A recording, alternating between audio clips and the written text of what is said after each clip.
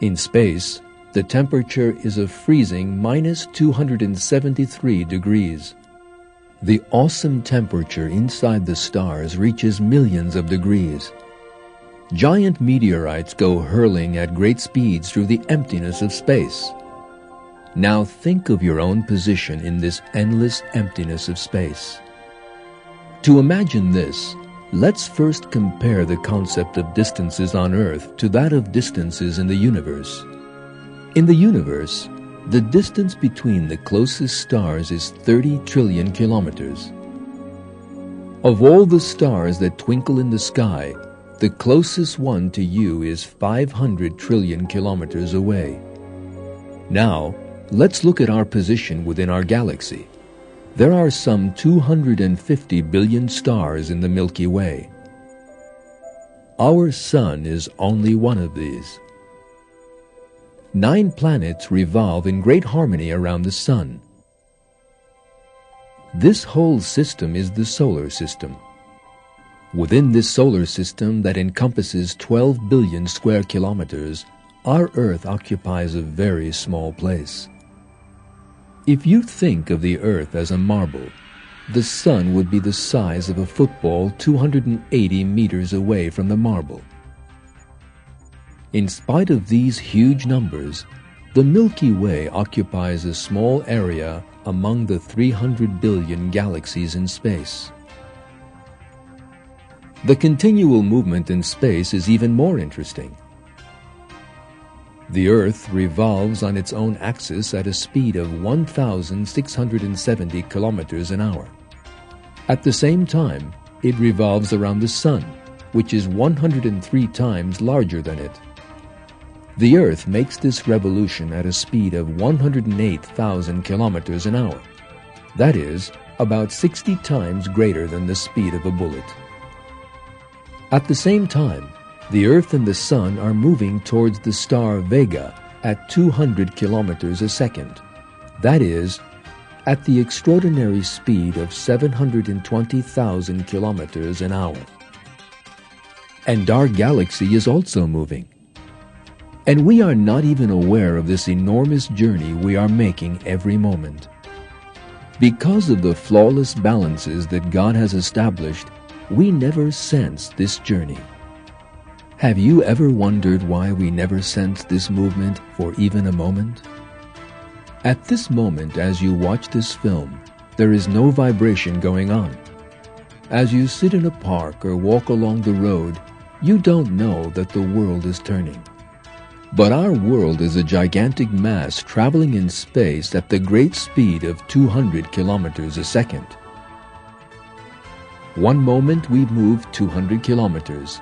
The next moment we've moved 400, 600.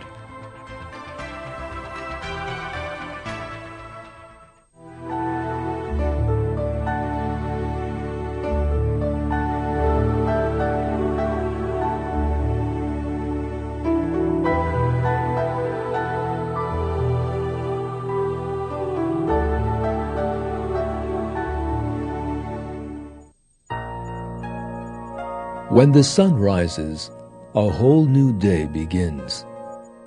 Actually, it is a great miracle that human beings can wake up healthy every morning.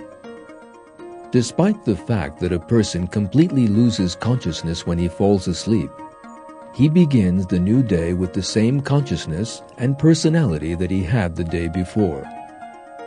Again, he can think, speak, and see. However, while asleep at night, there is no guarantee that these blessings will be given to him again in the morning. Human beings must think about this, sense God's wide mercy and protection over them, and give Him thanks.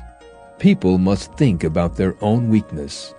As God maintains in Surah 4, verse 28, man was created weak.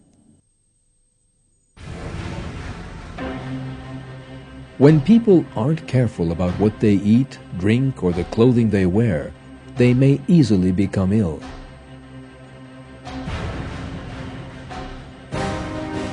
An invisible flu virus is enough to make someone weighing 60 to 70 kilos very ill.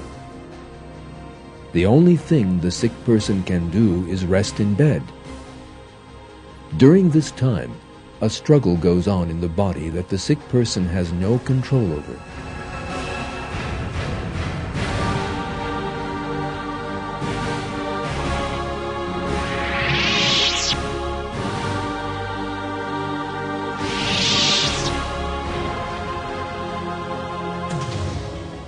No matter how much he does what the doctor tells him, it is only Almighty God who can restore him to health and strength. Therefore, we must recall what Ibrahim said in the Quran and pray.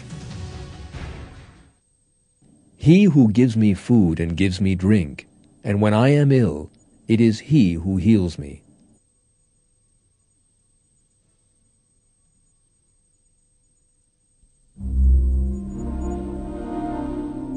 The detail in the human body was created with special knowledge. Even the hair. Human eyebrows and eyelashes do not grow beyond a certain length. This is because it is better for us if they don't grow. But the hair on our heads, which is an important element in human aesthetics, continues to grow throughout our lives, and we can style it however we like. Now, just think. If your eyelashes grew like your hair, what would happen? Who commands your eyelashes to stop growing after a certain point? A person who considers these kinds of questions will understand immediately that every part of the body, every millimeter of it, has been created according to a special design. There is total harmony and proportion in the growth of bones. The human brain begins to grow from childhood. At the same time, the skull also grows. If the growth of the skull and the brain were not proportionate, and the skull remained small, the brain would explode under the pressure. But this does not happen. The skull and the brain grow together until a certain age, and the skull encircles and protects the brain like a cage. How do the bones that have been growing proportionately with one another know that they must stop growing after they reach a certain size? What would happen if the bones continued to grow? For example, if the bones of the rib cage did not stop growing at a certain point, they would pierce the flesh and protrude from it. But because of the careful operation of the bone cells, such a thing never happens. Bone cells shape every bone in the body just like a sculptor. They finish up to the curved edges of the bones and stop the growth at just the right moment. Now, we must think about this. Does a bone cell have the knowledge, consciousness, and coordination and planning ability to do all that we have described? How can it know where to stop or where to continue? Although all the bones in our bodies come from the same bone cell, how is it that some are flexible and some are rigid? Who assigns bones their duties?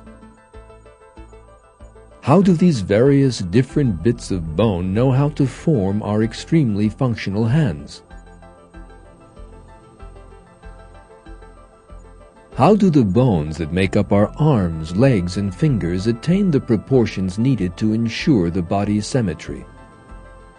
These are questions we must ask ourselves in order to better understand the perfection of the workings of the human body. It is certainly impossible to claim that all these things came into being as a result of chance. It is not possible that the cells that bring a person into being and the molecules that make up the cells can make such decisions. Every one of these things is a manifestation of God's creative